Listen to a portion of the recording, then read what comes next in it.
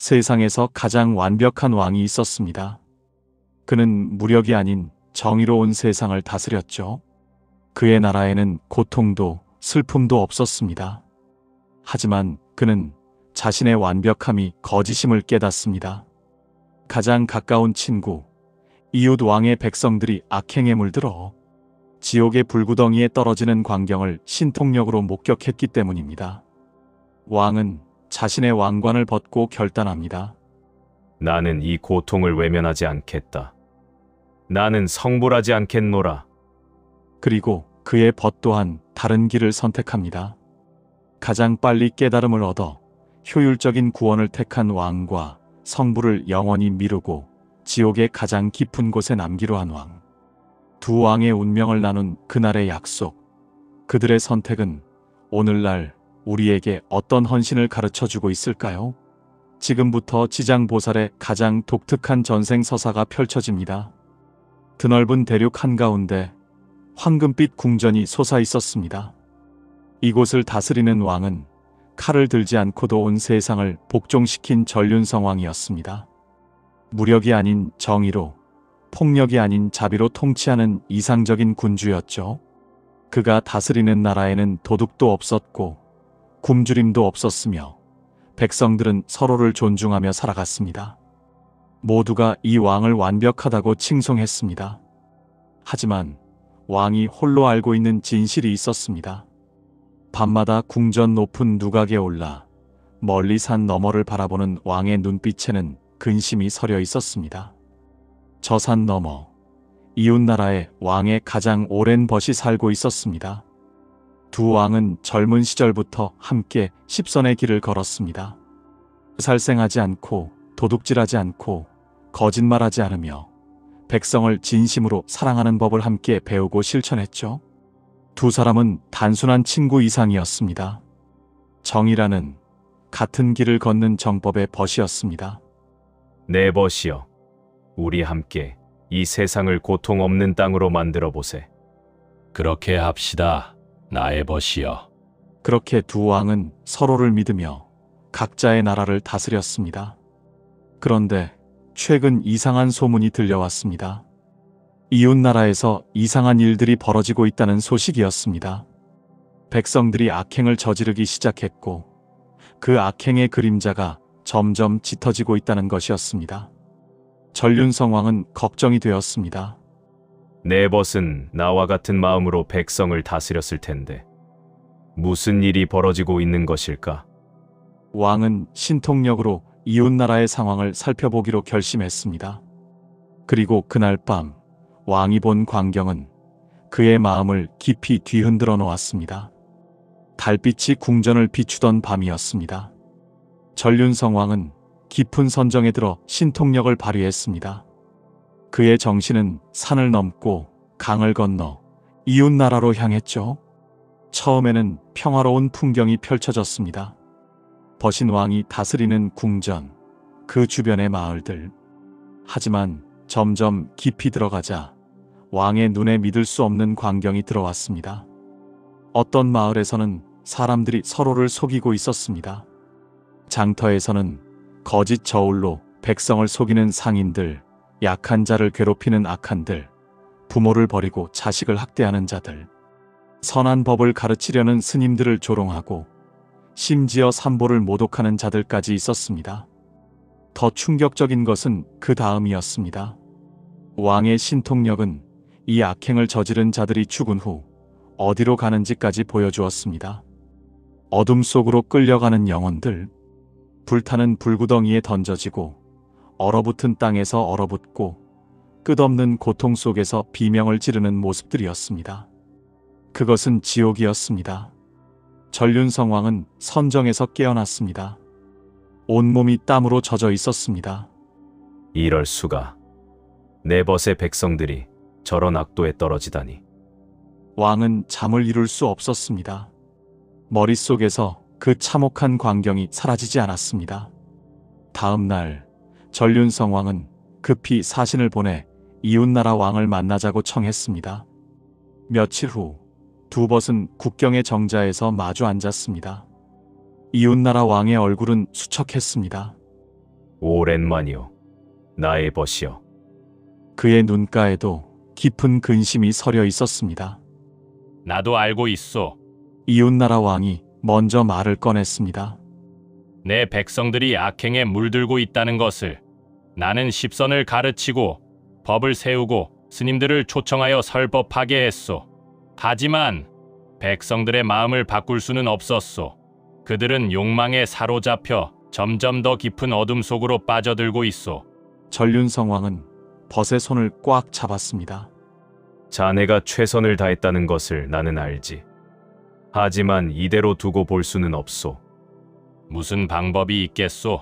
업보의 법칙은 엄중하오. 그들이 지은 악업은 반드시 그들이 받게 되어 있소. 그것이 우주의 이치가 아니오. 이웃나라 왕의 목소리에는 체념이 묻어 있었습니다. 전륜성 왕은 고개를 저었습니다. 아니요, 벗이여. 우리가 포기해서는 안 돼요. 그날 밤 전륜성 왕은 혼자 깊은 고뇌에 빠졌습니다. 궁전 누각에서 별을 바라보며 왕은 생각했습니다. 나는 전륜성왕이다. 법의 바퀴를 굴려 온 세상을 다스리는 자다. 내 나라는 평화롭고 백성들은 행복하다. 하지만 이것으로 충분한가? 왕의 마음속에서 무언가가 움직이기 시작했습니다. 내 벗의 백성이 고통받는다. 그들이 지은 악업 때문이라지만 그들도 누군가의 자식이고 누군가의 부모이며 한때는 순수했을 생명들이다. 그들을 이대로 지옥의 고통 속에 내버려 둘 수는 없다. 왕은 자신의 왕관을 벗어 손에 들었습니다. 그 무거운 금관을 바라보며 왕은 중얼거렸습니다. 이 왕관이 무슨 소용인가? 온 세상을 다스린다는 이 지위가 무슨 의미인가?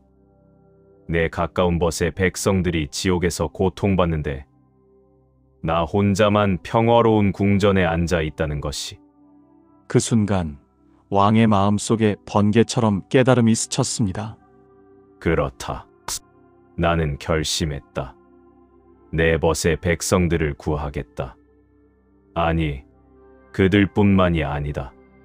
악업으로 고통받는 모든 중생을, 지옥의 가장 깊은 곳에서 신음하는 모든 생명을 구하겠다.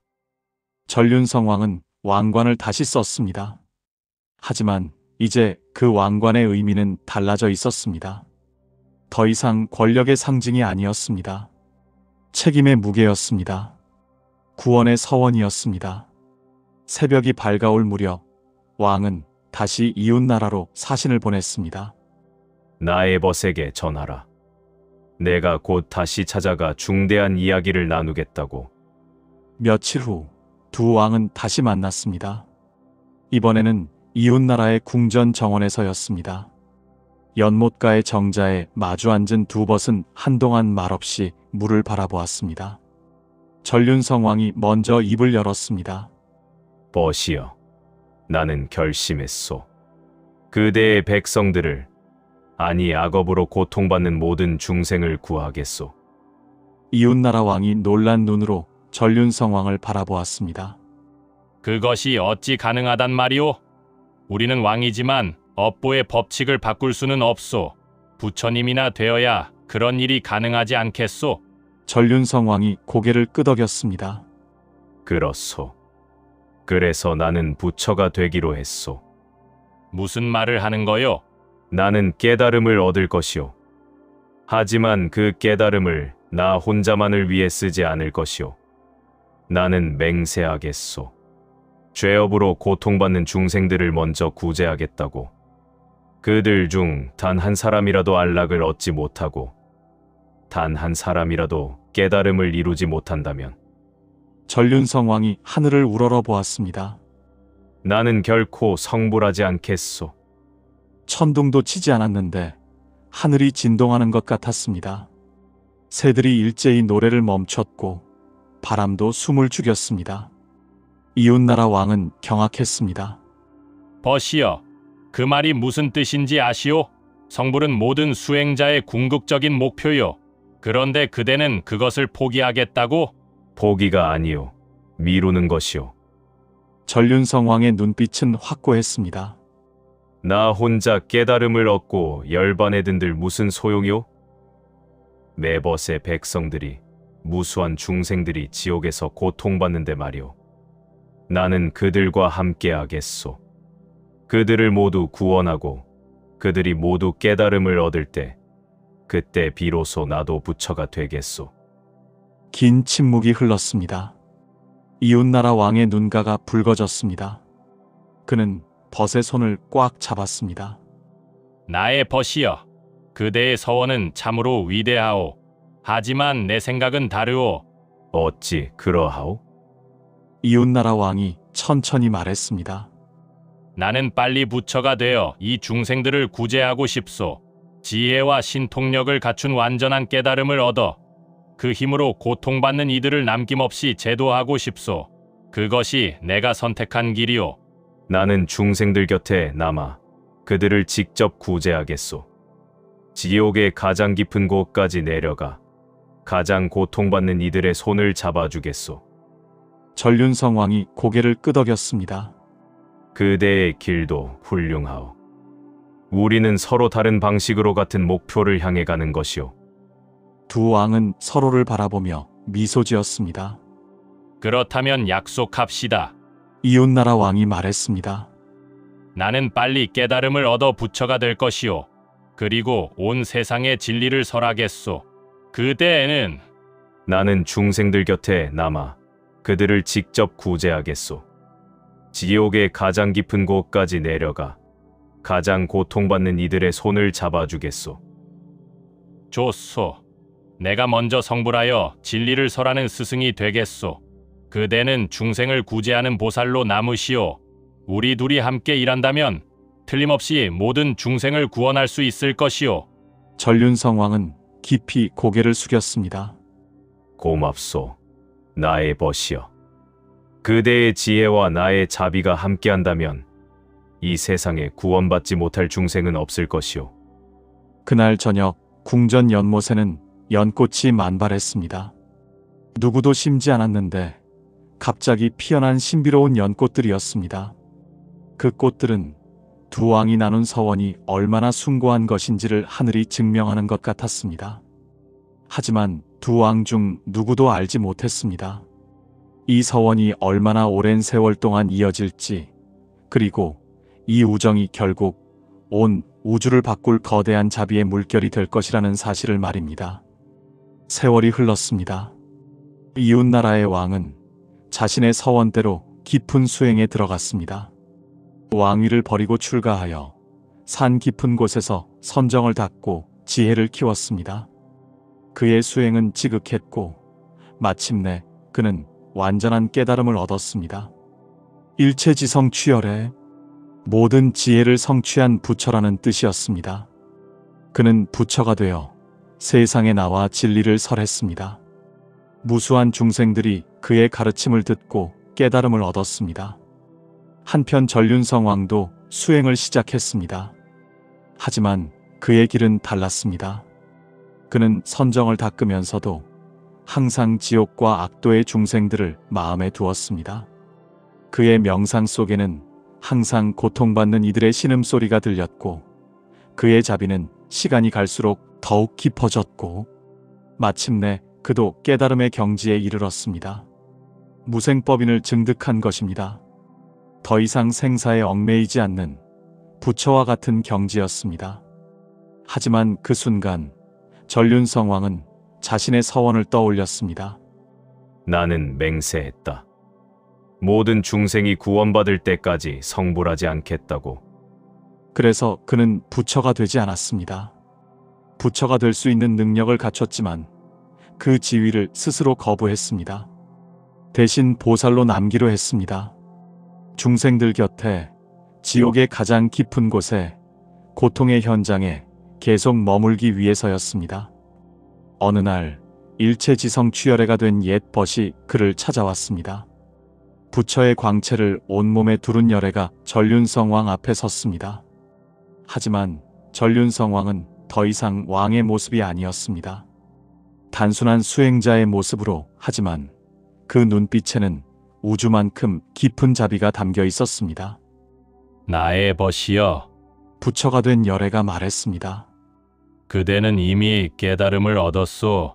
이제 부처가 되어 나와 함께 중생을 구제하지 않겠소? 전륜성왕이 고개를 저었습니다. 아니요. 나의 벗이여. 나는 아직 갈 길이 멀었소. 지옥에는 아직도 무수한 중생들이 고통받고 있소. 육도에는 아직도 윤회의 굴레에 갇힌 생명들이 넘쳐나오. 그들이 모두 구원받을 때까지 나는 보살로 남겠소. 열애의 얼굴에 깊은 존경의 빛이 떠올랐습니다. 그렇다면 나는 그대에게 이름을 주겠소. 이름을 말이오? 그렇소. 그대의 서원은 대지처럼 깊고 넓소. 대지는 모든 것을 품고 모든 것을 자라게 하며 모든 것을 지탱하오. 그대의 자비도 그러하오. 그러므로 그대를 지장이라 부르겠소. 지장. 땅지자의 감출장자예요. 대지가 무한한 보물을 품고 있듯 그대는 무한한 자비를 품고 있어. 대지가 모든 생명을 키우듯 그대는 모든 중생을 구원하시오. 대지가 무엇이든 떠받치듯 그대는 가장 고통받는 이들을 떠받치시오. 지장보살이 된 전륜성왕은 깊이 고개를 숙였습니다. 이 이름에 어울리는 보살이 되겠나이다. 열애가 미소 지었습니다. 그대는 이미 그러한 보살이오. 내가 하늘에서 진리를 설할 때 그대는 땅 아래 지옥에서 중생의 손을 잡을 것이오. 내가 지혜로 중생을 인도할 때 그대는 자비로 중생을 안아줄 것이오. 우리 둘이 함께한다면 틀림없이 모든 중생이 구원받을 것이오. 그렇게 두 벗은 각자의 길을 갔습니다. 한 사람은 부처가 되어 하늘에서 법을 설했고 한 사람은 보살로 남아 지옥까지 내려가 중생을 구제했습니다. 그리고 지금도 지장보살은 그 서원을 지키고 있습니다. 지장보살의 이야기는 우리에게 무엇을 말해주는 걸까요? 그것은 바로 가까운 이의 고통을 외면하지 않는 것이 얼마나 위대한 자비의 씨앗인지를 보여줍니다. 전륜성왕은 온 세상을 다스리는 완벽한 왕이었지만 그 완벽함에 머물지 않았습니다. 벗의 백성들이 고통받는다는 소식에 마음 아파했고 그 고통을 자신의 책임으로 기꺼이 받아들였습니다. 내 친구의 고통이 곧 나의 고통이다. 이 단순하지만 강력한 깨달음이 결국 지장보살의 광대한 서원으로 이어진 것입니다. 우리는 종종 자비를 너무 거창한 것으로 생각합니다. 온 인류를 사랑하고 모든 생명을 품어야만 한다고 여기죠.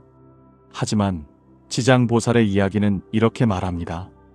진정한 자비는 가장 가까운 곳에서 시작된다고. 내 옆 사람의 고통을 외면하지 않는 것, 친구가 힘들 때 함께 아파하는 것, 이웃이 어려움에 처했을 때 모른 척하지 않는 것, 바로 그 작은 연민이 쌓여 결국 온 우주를 감싸는 자비의 힘이 되는 것이라 생각됩니다. 전륜성왕과 일체지성 취열의 우정은 또 하나의 깊은 교훈을 남깁니다. 두 사람은 서로 다른 길을 선택했지만 서로의 선택을 존중하고 협력했습니다. 한 사람은 지혜를 통해 가르침을 주는 길을, 다른 한 사람은 자비를 통해 중생 곁에 남아 직접 돕는 길을 선택했죠. 그럼 어느 길이 더 낫다고 할 수 있을까요? 둘 다 필요합니다. 지혜도 필요하고 자비도 필요합니다. 가르침도 필요하고 현장에서의 실천도 필요합니다. 중요한 것은 각자 자신의 자리에서 멈추지 않고 최선을 다하는 것이라 생각됩니다. 우리가 지장보살에게서 배워야 할 가장 중요한 덕목은 바로 포기하지 않는 헌신입니다. 지옥이 텅 빌 때까지 성불하지 않겠다. 이 서원은 언뜻 불가능해 보입니다. 지옥이 어떻게 비겠습니까? 중생들은 계속 악업을 짓고 윤회합니다. 그렇다면 지장보살은 영원히 부처가 되지 못하는 것일까요? 하지만 바로 그것이 지장보살의 위대함입니다. 그는 자신의 깨달음보다 중생의 구원을 더 중요하게 여겼고 자신의 안락보다 타인의 고통 해소를 우선했습니다. 이것이야말로 진정한 보살의 마음입니다. 오늘날 우리가 사는 세상에서는 각자 자기 이익만 챙기느라 바쁩니다. 남의 고통에는 무관심하며 나 하나 잘 살면 그만이라고 생각하기도 하죠. 하지만 전륜성왕이 벗의 백성을 외면하지 못했듯이 우리도 우리 주변의 고통을 외면해서는 안 됩니다. 작은 관심과 작은 도움, 그 작은 자비가 쌓여 결국 세상을 바꿉니다. 지장보살의 헌신은 이처럼 지극한 우정에서 시작되었습니다.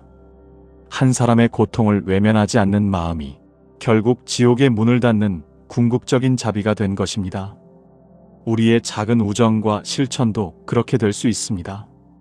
오늘 바로 내 옆 사람에게 따뜻한 손을 내밀어 보는 건 어떨까요? 그것이 바로 지장보살의 길을 걷는 우리의 첫걸음이 될 것입니다. 오늘 이야기가 여러분의 마음에 작은 깨달음을 드렸기를 바랍니다. 부처님의 가르침이 더 널리 퍼질 수 있도록 좋아요와 구독 부탁드립니다.